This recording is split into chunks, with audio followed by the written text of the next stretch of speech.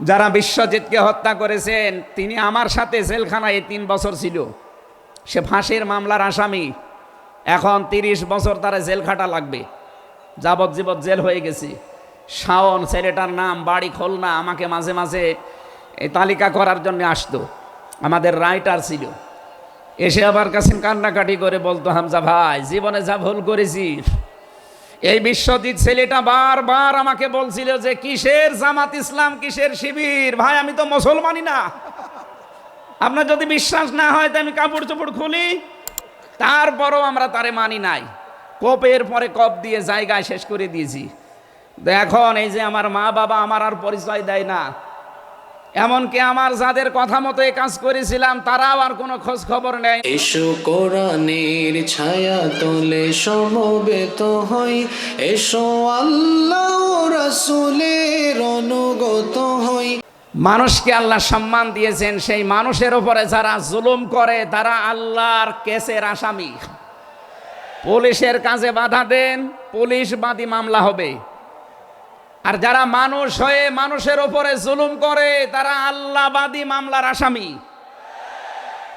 আল্লাহ কিন্তু ইয়াজলিমুন আল মুসলিমুনা দেননি, যে মুসলমানদের উপরে যারা জুলুম করে ইয়াজলিমুনা নাস দিয়েছেন।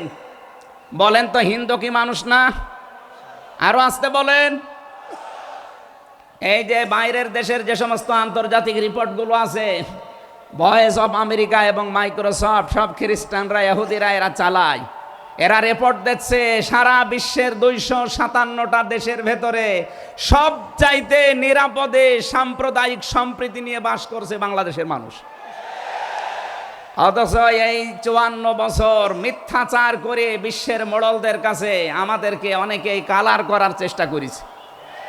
তারা এতদিন মানুষকে শুনিয়েছে বাংলাদেশে সংখ্যালঘু নির্যাতন হয়, এটা তাহা মিথ্যা কথা।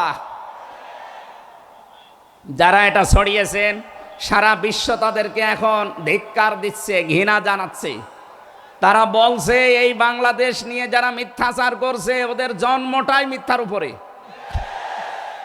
আপনি মাইক্রোসফট দেখেন, তারা রিপোর্ট দিয়েছে সারা বিশ্বের সবচাইতে বেশি মিথ্যা তথ্য ছড়ানো হয় ভারতে। আমি নাম নিতে চাইছিলাম না, বেরিয়ে গেছে। ওদের নাম আমার নিতে মনে বলে না। আমি ঘৃণা করি ওদের উগ্রপন্থী কিছু মানুষকে। হিন্দু ভাইরা আমাদের শত্রু না, কিছু উগ্র আছে যারা জঙ্গি, ওরা এই নামটা মুসলমানদেরকে দিয়েছে। অথচ সবচাইতে বড় জঙ্গি এই উগ্র হিন্দুরা। এদের কারণে আজ হিন্দু সমাজেরও বদনাম হয়ে যাচ্ছে।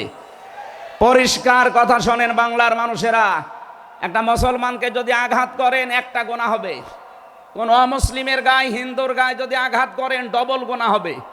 একটা জুলুমের গুনাহ আর একটা আমানতের খেয়ানত করার গুনাহ। তারা আমাদের কাছে আমানত না, কথা বলেন না কেন? অথচ 15.5 বছরে আমরা আমানতের অনেক খেয়ানত করে ফেলেছি। আগামীতে এই খেয়ানত হবে না ইনশাআল্লাহ। বিশ্ব ইসলামী আন্দোলনের সর্বজন শ্রদ্ধাভাজন নেতৃত্বে যিনি আছেন, আপনাদের সিলেট বিভাগের কৃতি সন্তান, উনি অলরেডি জানিয়ে দিয়েছেন এদেশে যদি ইসলাম আসে সবচাইতে বেশি নিরাপদে থাকবে অমুসলিমরা।